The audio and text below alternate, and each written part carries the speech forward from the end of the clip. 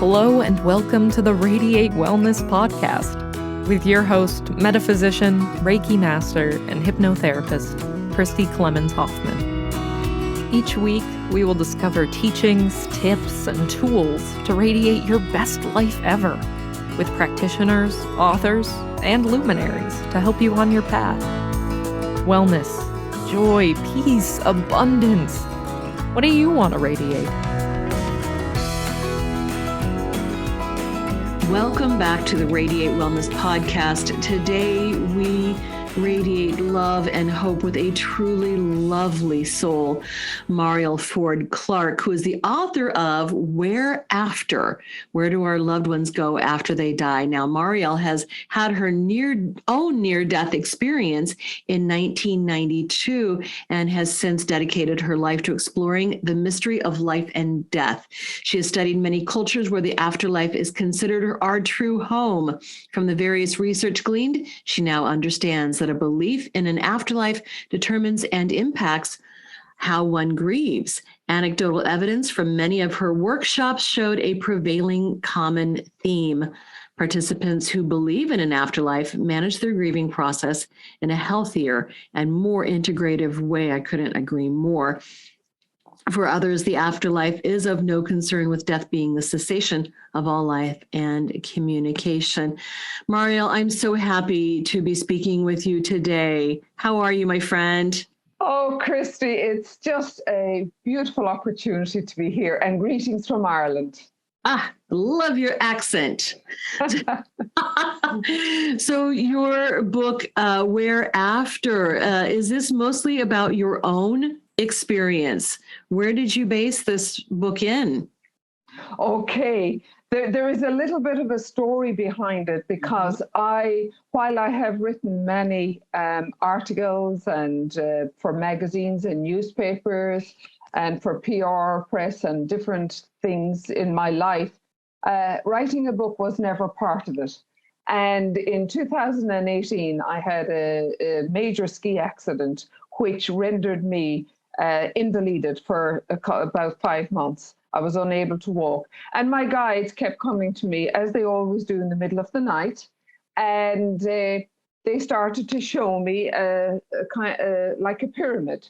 And on this pyramid was scientific model, medical model, and the spiritual model. And I went, okay, I don't ask questions in the middle of the night. They just tell me. So then I found I was beginning to see like a board with all that was supposed to be put. And this was a book.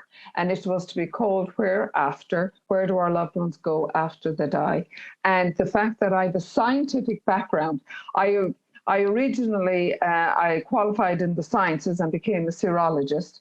But going back to my childhood, Christy, I mean, I was reared with my grandmother being extremely psychic. My uncle was the seventh son of a seventh son. And I communicated with angels and guides since I was so high. But I understood or thought that everybody could do it until I started going into secondary school and realized I better keep my mouth shut here or I'll be deemed as a witch, right? Yes. So I kept it very quiet, but my grandmother was incredible and she was extremely gifted and psychic. But I carried that with me all my life. And then at 16, I'm jumping, toing and froing, as we do in Ireland. We're skipping on the stones, jigging and reeling. And so at 16, I had a huge, incredible, profound spiritual experience. One I didn't share for years and years. And it was Mother Mary absolutely materializing before my eyes. And I kept that secret as well, because that time, Christy, you didn't talk about things kind of like paranormal or spiritual. Exactly. For fear of being deemed as away with the fairies or off the head or a few more lovely little phrases like that. So I embodied my spiritual upbringing, really more so than religious. I embodied that spiritual upbringing. And then, I decided I was going to study the sciences.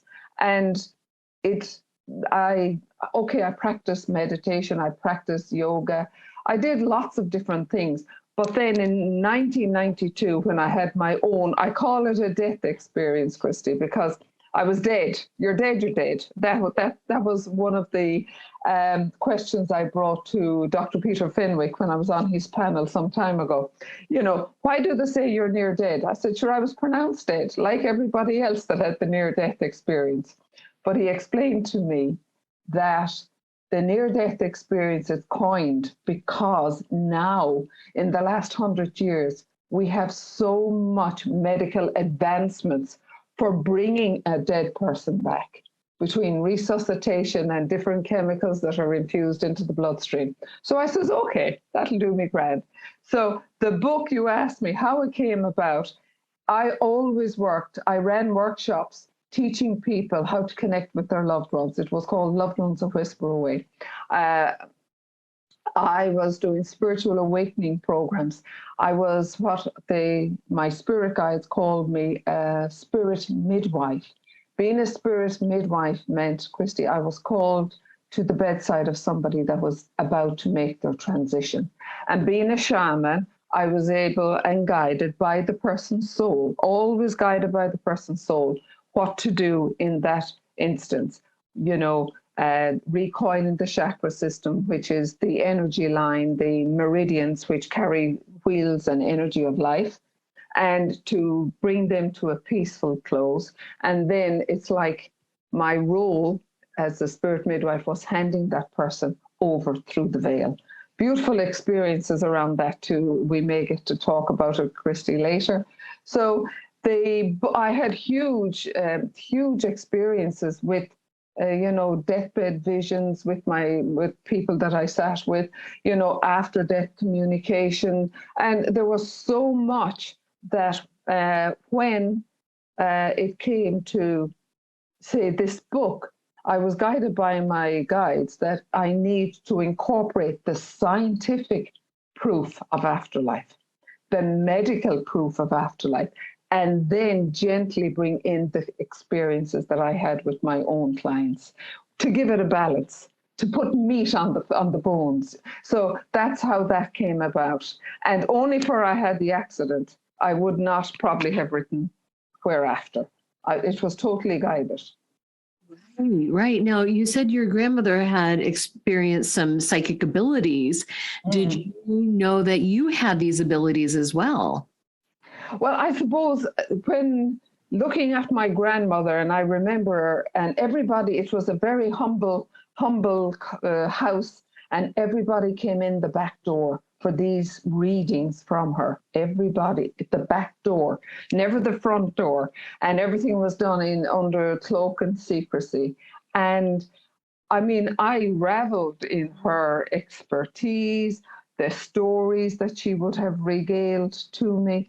But I could always see energy. I could always feel energy. I could always kind of communicate. I saw things, obviously now, that not all children see, but she identified that in me, and she nurtured it at a very early stage. That is why I got in so much trouble when I was in school with the nuns, because, they'd be talking about a God, and they'd be saying the God was going to punish you and God was going to put you in hell. And I used to say, and I'm very young, no, that's not the God that I know. And they say, what do you know about God? And I said, I know he's a loving God. He's an all-encompassing God. And, and that God loves me no matter what I do. And I will get many chances. So I was a little bold, cheeky thing. I ended up always behind the blackboard, Christy, and a dunce's hat in my head for lots of times. That's how they punished me for, expressing my difference in believing God was a loving God rather than a punishing one. But my uncle, who was the seventh son of a seventh son, which is very, very rare in those times and even rarer now, he was born with this, I'm sure you've heard of the caul on his head, which is like this membrane, kind of calcium membrane. And it was very precious to the family. And when people would be going abroad that time, years and years ago, never possibly to return, the piece of this call was given to them as a good luck token to bring them safely on their journey, to make sure that they would come back. And, yeah. So there was, I'm steeped in a lot of history and magic, but it was real. It wasn't just mythical, it was real. Right. You came by this honestly. And I must say, you're not the first guest on this podcast to have worn a dunce's cap at school. That's good. Yeah, that's great to know. Fair to God. Yes. Really? Not the first. Far from the last, I'm sure, too. I do want to circle back to your experience with the Visitation by Mother Mary. Can you tell about what happened? What was that like?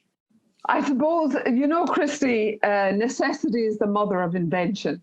Right. So I always had a great faith, but it was not a religious, it was always spiritual. Even though I went to Catholic school, my parents were Catholic, but they were very, very spiritual beings. I realize as I'm getting older, they were so spiritual. But going to school was always quite challenging. And I found one of our teachers who taught us our Gaelic Irish language. She was, bless her, but she was a cruel, cruel woman. And she, even then we 15, 16 and 17, she would beat the living daylights out of you. And there no questions asked. And if you reported her, you got the same, you got a heavier dose. So I used to go into this little grotto. It was in the old abbey, just off the grounds of our school, every morning of schooling. And I would go and I would pray in this beautiful little candlelit grotto with a trickle of water coming down the stones and a most beautiful statue of Mother Mary and a tray, I can still see it, for lighting candles. And I used to pray to her that this teacher would leave me alone, that she would not touch me today. Imagine. And then one of these mornings, the statue, when I looked up, it was right before the statue was this beautiful presence of Mother Mary. Incredible. And her head, her hands were joined, and she smiled, and she went from left to right and back again to center. And I just ran out of the place. Left my school bag and lunchbox, everything behind me. And I bumped into one of the guys and I said, will you ever go in there and get me my school bag? And he came out and I said to him, anything? Did you see anything in there? Yeah. And he said, no, not a blessed thing. Now, what were you looking for? He says. So that was but I never told anybody about it. I wrote it down and I kept it in a little diary, and the girls' diary that we used to have that time, and never told anybody about it. It was years and years later. I was afraid they might think I was off my rocker. So I kept it secret. And I'm only proud to start talking about it. I only started talking about it to my family after 1992, after the death experience. So, but Mother Mary has been I'm looking over at her here now. No, not materialized now in the statue form. She has been one of my ascended masters that has worked with me now, because when I left the sciences and went studying all the different cultures, when I studied with, I had the beautiful, beautiful pleasure of studying with Deepak Chopra and Wayne Dyer, Dr. Brian Wes, met Louise Hay, Marion Williamson, the wonderful Dr. Brian Wes, because he's incredible, because he started really, really all this about reincarnation. And so there was so much. I felt so blessed that I started to say, okay, I'm very blessed now. I need to own my experiences, own it from a perspective of balance. And so that's where the science comes in and my spiritual self comes in. Well, can you talk a bit about your death experience in 1992? Okay. So in 1992, I suppose we all know at this stage that when when we get ill, there is something else going on in the emotional body that we haven't really given attention to or looked at, And at that stage in Ireland, we didn't have divorce. We had just separation. And I was living in a very, very dysfunctional marriage, a soul-destroying marriage. And bless my ex, he was one of my greatest teachers on Mother Earth. Incredible. He taught me about love and forgiveness. And that was another chapter that my guides said I need to put in. So I have that in at the very end of the book. But, I was diagnosed with a very advanced cervical cancer. And at that stage, it didn't matter. I just wanted to die. I didn't want, and I was feeling, wouldn't it be nice to me? I'm not loved. I don't feel loved. There is just, my energy is gone. I have no zest for life. There's no point in living. Yes, I had 3 beautiful children, but they didn't come into my dark equation. And out. I just felt lost. I was a lost soul. I was a lost soul traveling this universe with no fixed abode. And it was very sad in that sense. And then, like that, Christy, I never told anybody. Right. Yeah. Never told anybody. Everything was secret. And thank God for today's world that you can express yourself. There are platforms you can express yourself on. There are support groups now. There is everything, which is wonderful. But that time it was kind of seen as a failure if your marriage was failing, especially in Ireland. So I just, cancer to me, when he said, you have very advanced cancer, I said, that's all right. I really did. I didn't cry. I didn't get upset. I said, okay, what do we need to do? So on the day of my surgery, I had my will made. And the best part of my will, and I had my grave picked out. And I had never told anybody either. But the reason I made my will, Christy, even though I had nothing really to give anybody, I haven't that much either now. But I didn't want to be buried with my husband at that time. It was so important. It sounds crazy now, but I just felt no. So I had my will made and I had my grave picked out before I went in for my surgery. You were ready? I was ready. I was really ready to go. And the ironic and the amazing part about it was, obviously, I died on the table. And I remember just floating out of my body, and the feeling of peace and serenity and calm that I had not experienced was enveloping me. It was loving me and hugging me. And I was floating above. And I was looking down, and I kind of said, God, that one looks awfully like me. Realizing I'm not in my body. Oh my God, I'm up here. I'm all right. What's the fuss? There they were, desperately trying to resuscitate me. And I was pulled in. An awful lot of the commonalities on near-death experiencers, Christy, is that they are brought in through a tunnel. I was pulled into, it was like a central fusion of total light. I was brought into this whirlpool of light, and it was just amazing. I felt such love, such peace. It was incredible. And I could feel myself totally surrendering to it all. I was part of this universe. It was like the universe was in me and I was in it. It was so beautiful. And then I heard the most powerful heavenly music. Music I have yet to ever even compare to it again. And it was divine. And then I felt myself being pulled further into this vortex of light. And then as I was in that light, this hand, powerful, big hand comes out from this light. It was like a stop sign. And it was that it meant go no further.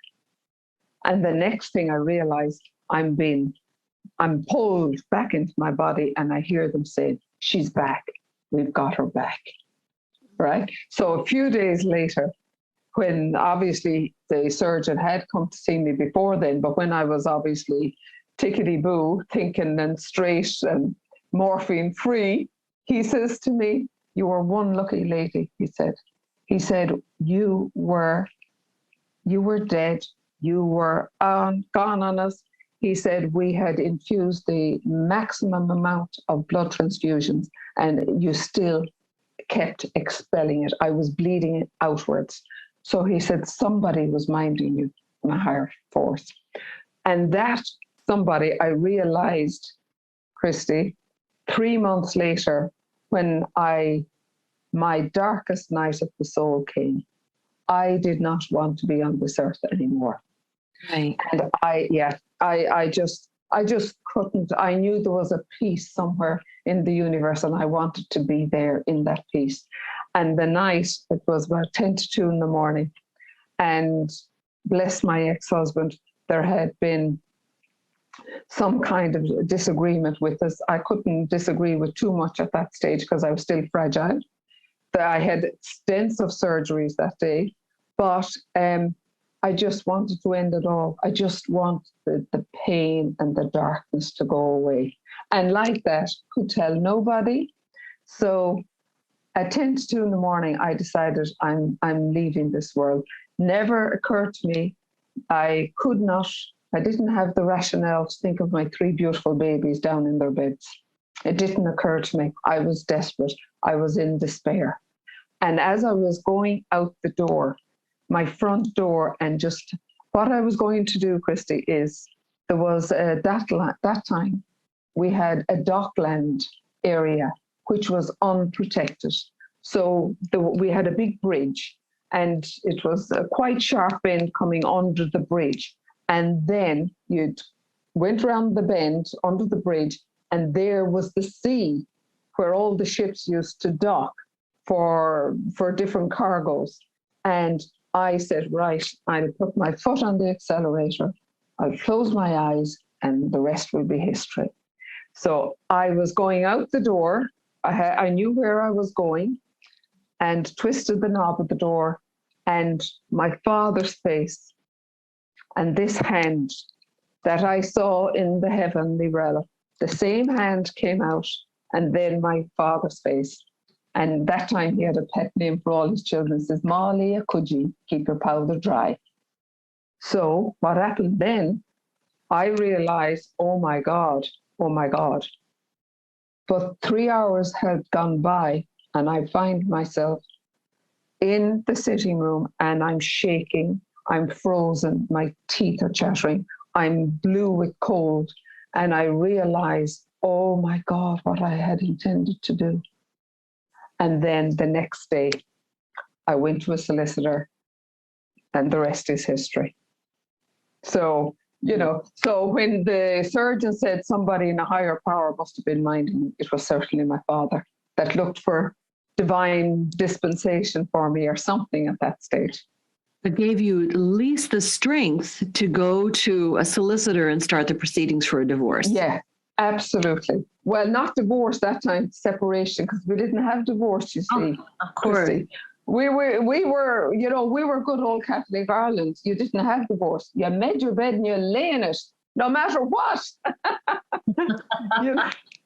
Thorns and all, But at least a legal separation to get you out of that situation. Yes. And then years and years later, we had divorce. So I was able to get a divorce in time, But I mean, my journey to wholeness and into my spiritual life, really, I need to thank my ex-husband for that. And sadly, he passed away just there before Christmas. Oh, just before Christmas. Yes. I'm so sorry. Just before Christmas. And you know what, Christy? I learned so much from my forgiveness. And I think so many people bring so much bitter and anger and resentfulness through their lives that it only festers in the body. And we're the ones that suffer. We need to, yes, let it go and let God take care of it and bless it for the lessons that it's trying to convey to us, you know? So it makes life easier then when somebody is about to make that transition to the next life, that you have your peace made. And it's funny, Christy, I sit with people that are about to die, and with the invite of the family, of course. But sometimes they're sent to me, or I'm sent to them long beforehand. And you know, one of the oldest guys I had, he was in his very late 70s. He used to come to my night classes, and for a few weeks he was missing. And he said, he rings me one day and he says, Mariel, he says, I'm in a bit of bother. And I says, really? And he said, yeah. He said, prognosis not good. And I said, so sorry, I didn't know you were ill. So he came to see me. And what he was holding on to, he was bitter and angry for something that happened with the land 40 years previous to that, with his father and with his brother, carrying that. And it's ironic, he got the pancreatic cancer. And pancreas has all got to do with the bile, the infusion that's spewing into your bloodstream, poisoning it, right? So I said to him, you know what, we need to let go of the past now. We'll work keeping your energy pure for what's about to happen. So I was guided by his soul. The soul is an amazing part of us. We may get to discuss it. Christy, it is such a beautiful, the soul is who we are. It's not the body or the physical body. The soul is the essence of who we are. And that carries the soul around. Absolutely. It's the vessel. Yes. You know, it's like your car. The engine is in your car, and without the engine, your car will go nowhere. The same is with us, with the soul. So I tuned in with his soul and asked what we needed to do to get him on the right path, to realign his energy with his God power. And his soul guided me to bring him on a meditation to the other side. Yeah. So he lay on my healing bed, and it was just, I knew I was there on that journey with him, and I saw everything and I felt everything, and it was just a godly gift and a presence for me to witness this. But afterwards, after he came out of his trance state, he had put his arm up around his head, Christy, and he said, Christ Mariel, he says, I'm after being in the grandest place. And I says, tell me about it. And he said, I met my father and I met my brother. And my father apologized, he says, for all the wrongdoings he had done. But he asked me one favor, to make friends with my brother before I die, not to make the same mistake that he did. And then he went on to tell me he met his 2 sheepdogs. And I said, really? And their names what was their names? Bonnie and Clyde. Bonnie and Clyde was the sheepdogs, right? So he carried that, you know, that pain, that anguish for 40 years. And what did it do? It just festered within himself. Yes. But less than 6 weeks later, his beautiful wife rang, and she said he had made his transition very beautifully, very peacefully. And his brother was at his bedside, the one he hadn't spoken to in 40 years. That's beautiful. You know. Did you know that Radiate Wellness is more than just a podcast? That's right. We're also a comprehensive, holistic wellness practice. Find out about our services, practitioners, and upcoming events at radiatewellnesscommunity.com. While you're there, visit our podcast page to read more about our great guests and even donate to the podcast. If you like our podcast, you can help in other ways as well, like subscribe or follow us wherever you're listening right now. Tell a friend, a family member, or a coworker about the great content you find here. And if you wouldn't mind, please give us a thumbs up, a 5-star rating, or a positive review. Sounds like a small thing, but it really helps. You might like to know about our Facebook communities while we're at it. We have a free community, the Radiate Wellness community, on Facebook for news and great free content. Our subscribers group is Radiate You, as in the letter U, but also, well, you. There you'll find curated replays of past classes, guest interviews, and more. And now, back to our podcast and back to our guest. So it's so lovely. Forgiveness is huge, and forgiveness is a gift we give to ourselves. It's nothing got to do with the other person. Nothing got to do with the other person. So. Exactly. It's like swallowing poison and hoping the other person would get sick. Yeah, I love it. Yeah. It only hurts us. Absolutely. And it is so important. And we carry a lot of unnecessary pain that we need to just let go. And, I deal a lot with suicide and in my work, and I deal a lot with victims of rape and violence.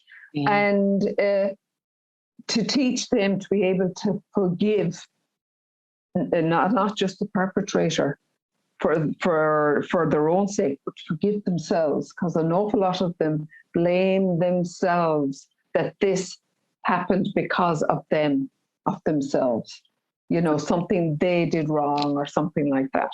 So we know why, you talked about this physical example of this man having pancreatic cancer. Yes. But that was holding on to this and the role of forgiveness. Yes. But spiritually, on the other side, what does forgiveness do for us? But you see, the thing is, Christy, on the other side, when we go to the other side, we are multidimensional beings. Yes. We're having this human experience. We are not humans having a spiritual experience. We come in from the spiritual realm and we occupy a human body, but it's the soul that comes in. It is our beautiful soul, that magnificent divine part of who we truly are. That is what reincarnates into the physical body. And as Dr. Brian West, beautiful soul, and I had, as I said, the pleasure of being taught with him, same soul, but many bodies. So right. We occupy, it's the same soul, because the soul brings in all the consciousness and all the experiences and the emotions of our previous lifetimes. So when we go across to the other side, and you probably have heard, when we leave this mortal frame, sometimes if it's very sudden, the death, we don't immediately have a life review. The life review can come, in particular, with somebody who has suicided. And I'm really, really being reassured by my guides and by my angels that every soul that transitions through suicide is always, always brought to the light and nurtured on the other side. And they have reassured me that that is so important for people that have lost loved ones through suicide. And what they have shown me is so beautiful, Christy. It's like somebody that has transitioned through suicide or accident or drowning or a car accident or sudden death, right? They are held in this holding space. It's like a spiritual vacuum, and they are held there and they're nurtured by spiritual beings, and they are cared for and loved. And then when the time is right, they are gradually awakened to the reality that they have died. And then the life review is shown to them. The life review is got to do, Christy, with all our good and bad deeds. Every word, every thought, every action we ever spoke from our mouths, and how they affected another, was our love generated through those words? Was there bitterness and hatred through those words? Was there manipulation, power, control, greed? So it is so important. These are the things we'll be judged on when we are shown this life review. The life review is like it's a record. It's the akashic of our lives, and the good we do is so important.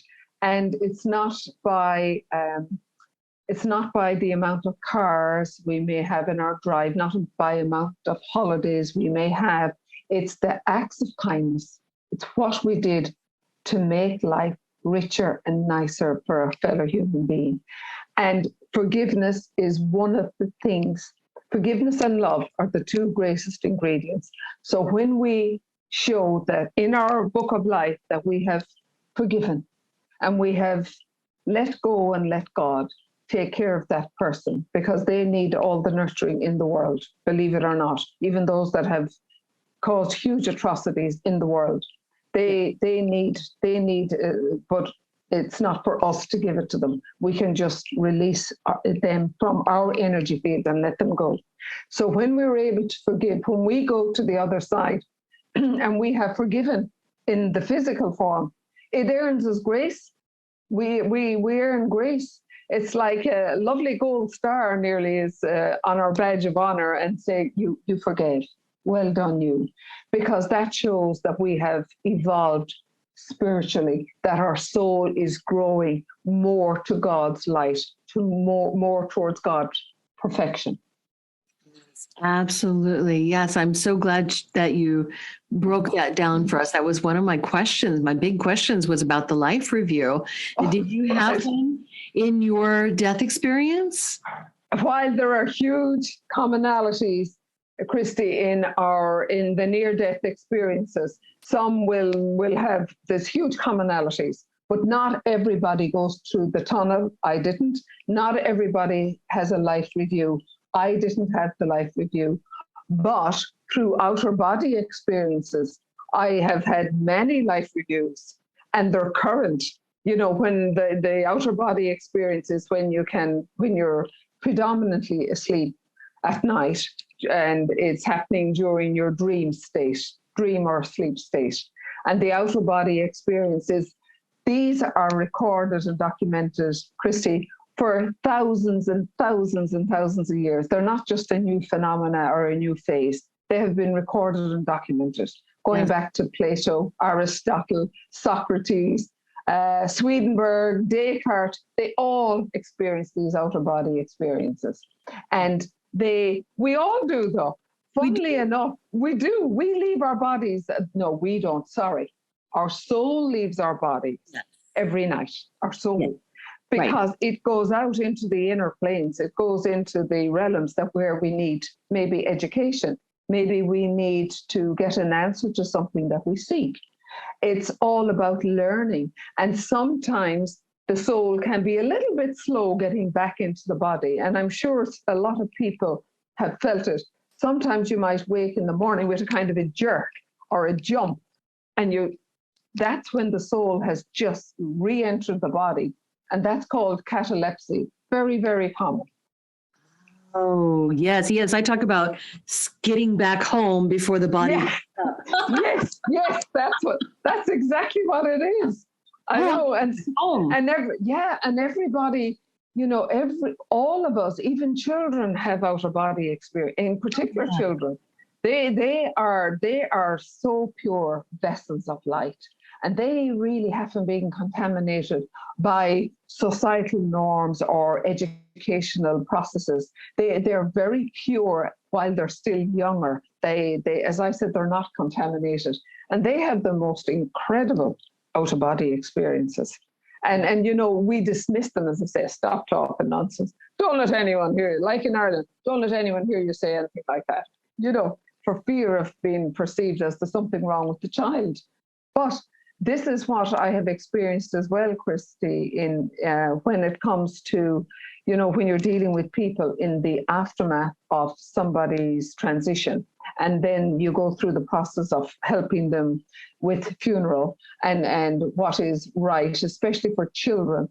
And it's so important that children are allowed the space to express themselves, because I have sat with a lot of families where a child would say, they'll ring me and they'll say, you better come because my daughter said that Nana was in the room last night, or my son said that granddad was at the match on Saturday, or that another person said that daddy was there and he called me his little princess.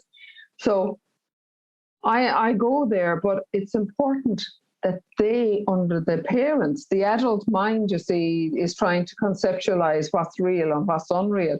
For the child, it's just real. It's reality. They experience this. And because they're so close to the heavenly realm that they've come from, they haven't had time to be disturbed on the path of real life as such.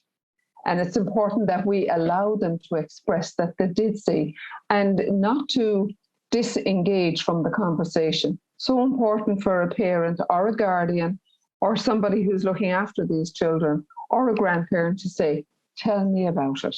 What did you actually see? What did they say to you? And therefore, and it passes. Yes. Yes, no, we know we must encourage it and treat it like it's normal, natural, because it is. It is, you see. And some people, I mean, how many of us had children that were playing, and that's who you're playing with? I'm playing with my friend. What's your friend's name? Such a name, and you just move on and you'd say, okay, you're having a great time there. I won't disturb you. So, and the ironic thing about it is, Christy, there is, people would say to me, you're talking to the dead people. And I said, no, they're not dead. They're fully alive. They're more alive now than they've ever been. And then I would often say, if one man asked me one day, he said, do you not find yourself a little bit on the crazy side, the crazy spectrum? And I says, no. I said, I was never more sane. And he said to me, well, I don't believe in all that stuff. And I said, that's okay. I'm not here to convince you. But I said, we are multidimensional. And I said, our physical selves, where we limit our mind, we limit our thinking. But I said, I bet when your wife was pregnant, I bet you talked to the baby in your womb, in your wife's womb. And he says, yeah, I did. So I said, you didn't find that strange? And he says, no. So I said, why would you find it strange that I can talk to somebody that's gone to the spirit world? So, different analogies like that come in every now and then. Absolutely. So your book, Whereafter, is how does it differ from any other near-death experience book? How does it differ from other books, just like in a similar vein? Okay. And you know what, Christy, it was lovely. It's been endorsed by some wonderful psychiatrist in England, and he said this is an incredible book. And then there is another guy in France that's he explores the frontiers of science, medicine, and spirituality, and he said it was a treasure trove. The reason being, and one man that did a very professional review of Whereafter said that it was 20 books rolled into one, but made more sense in the sense that it deals with, I have the sciences there, but it's practical science. It's all about the famous doctors, even Einstein. Einstein firmly believed in the afterlife. He believed in God. He said that the only thing that science can prove with certainty is that it can prove absolutely nothing at all. And he believed in a God force, Einstein, and he believed that there was a supreme intelligence that overlit this entire universe, that was beyond far beyond the comprehension of man. And so it's lovely that I'm able to say, well, I was guided to say these in the book. And it differs in the sense there are tools in that book. There are tools in Whereafter where if you're struggling with where you are on your grieving or your grief healing journey, there are questions there. They're easily answered. There is tools and techniques to help children. If somebody in your family has passed on and there is children that need guidance, there is a whole chapter there on how to bring your children to a state of balance and help them heal more wholefully. There is about the love and forgiveness is a huge thing that the guides had really insisted be in the book, because love is the key. Without love, we are nothing, and without forgiveness, we're not healed. And it is so important, and there's some lovely pieces in the book about forgiveness, like she wasn't a doctor, Ava Moore's core. She was one of the twins in Auschwitz. And she herself and her sister, she was one of 3,000, I think, children who were twins, who were used as the human experiments for the angel of death, Dr. Mengele.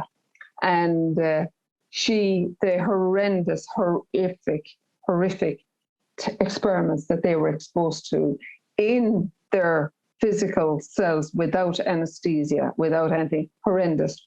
And she carried that guilt. She went on to be a wonderful psychotherapist, but she carried that hatred and that bitterness for 50 years until there was not a liberation of her soul, but there was a gathering at Auschwitz. And she stood at the gas chambers and the chimneys where her family were destroyed. And she said that she finally forgave Mengele and Hitler, who caused this atrocity. She said, and then there was outrage because she had forgiven, and other survivors said, why did you forgive? You had no right to forgive. They have destroyed us. So she said, I am liberating myself. I am no longer allowing him to interfere with the rest of my life, what's left of it. And then again, there was Nelson Mandela. And Nelson Mandela, after being, 27 years, he said the day of his release, he has it written in one of his books that he stood at the door of his freedom. But he realized that if he brought the anger and the bitterness and the hatred with him, he might as well stay in prison. So there's amazing stories and which are real life and to make you think of, oh my God, I really need to forgive. I really need to let go a lot of stuff that is not sitting with my spiritual self. And in it also, there is the near-death experiences. There is proof of reincarnation. There is the out-of-body experiences. There is the wonderful doctors who support afterlife. And the ironic thing about it is, Christy, no doctor, no psychologist, no theologian, no physicist has ever come back and disproved that there is no afterlife. But hundreds and thousands have. And I have included the main ones in the book, even the near-death experiences of children, 30 years research by Dr. Melvin Ross, the huge after-death experiences by Dr. Ivan Alexander. There is Dr. Raymond Moody, who put 30 years research into near-death experiences, life after life. And, Dr. Ian Stevenson, who for 30 years researched the near-death experience in the Seattle Report by young children. There is incredible, it's all facts that are indisputable and can't be denied. I love it. So your book includes the spiritual aspect, the scientific aspect, the factual aspect, case studies, et cetera, tools as well. Tools, yeah. Yeah. And then at the end of it, there is a beautiful meditation that was guided to me in 2008. It was channeled to me in 2008. And it's to really help you connect with your loved one in spirit world. And it's very precious and very beautiful. And the other things that are in the book as well, Christy, is there is so much knowledge. And it goes back, as I said, to Pythagoras in the 4th century. But and he believed in reincarnation. He saw many of his past lives, and when I go back to Swedenborg Swedenborg was a scientist. He was a physicist. He was a mathematician. He was a lawyer, an astrologer. He was a cosmologist. You name it, he mastered all the sciences. And when he was 55 years of age, he started having these huge encounters with angelic beings. And he conversed with apostles, biblical features. He had his communication with Caesar. He had all these incredible, but he became very, very fine-tuned and psychic. And there is one of the stories I relate in Whereafter, where this countess, she had come to Swedenborg, and she had said that she was in great difficulty because there was a silversmith trying to extort a vast amount of money from her for a silver necklace that the Count had given her previously before he died. And the Count had said that he had, the Count had paid for it, obviously, but this silversmith came at her and he said, your husband did not pay for your silver necklace and it cost X amount. So she contacted Swedenborg, and Swedenborg said to you, I'll get back in 3 days. So she comes back to Swedenborg in 3 days, and he said, your husband has said that it's upstairs and it's in the writing bureau.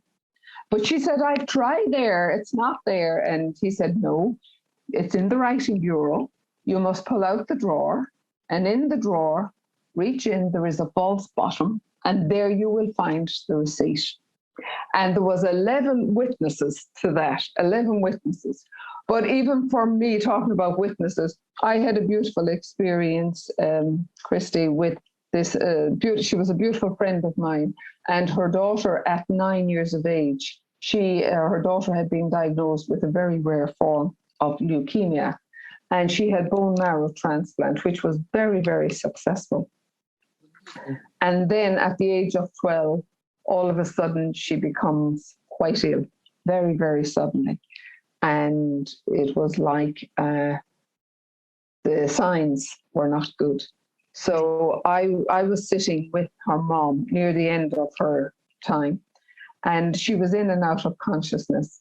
And at one stage, she woke up and she said to her mom, oh, Mommy, she said, I am so excited. And I have been playing with Peter, and Peter has said to me, you are not to be sad anymore, Mom, that he's going to take good care of me and that he is going to soon bring me home, but I'm to tell you that. And she went back to sleep. But what shocked my friend was she had never told Lucy that she had a brother who died 3 years before she was born. So there was her brother coming to bring her home, preparing her and her mom to bring her home. And like I would have seen so much of that, Christy, in around the deathbed, where the veils between the two worlds just open. And it's just a beautiful, beautiful vista to behold. There is that peace and sacredness that just punctuates the air.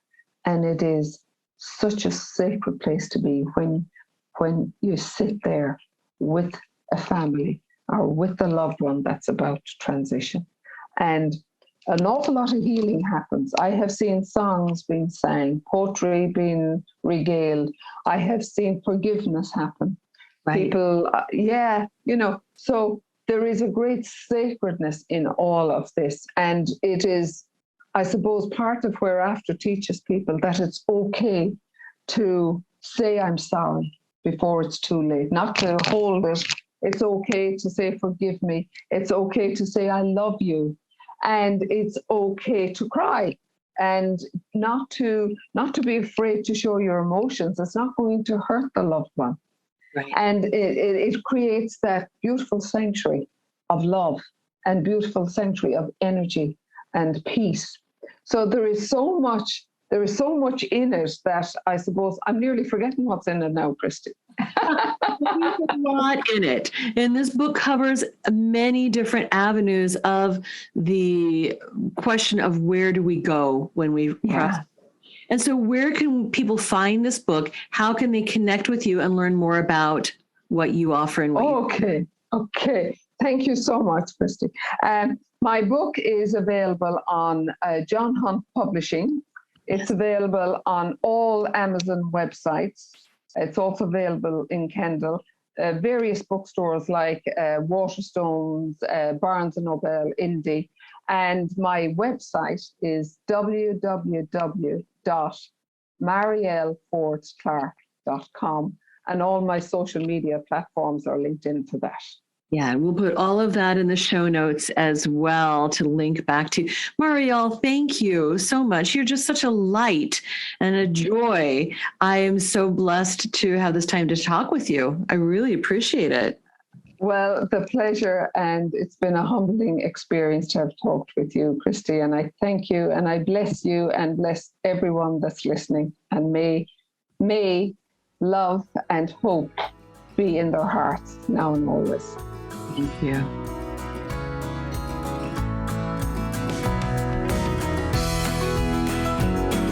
Radiate Wellness is an international community of holistic and alternative healers dedicated to helping you create spiritual, energetic, and physical well-being.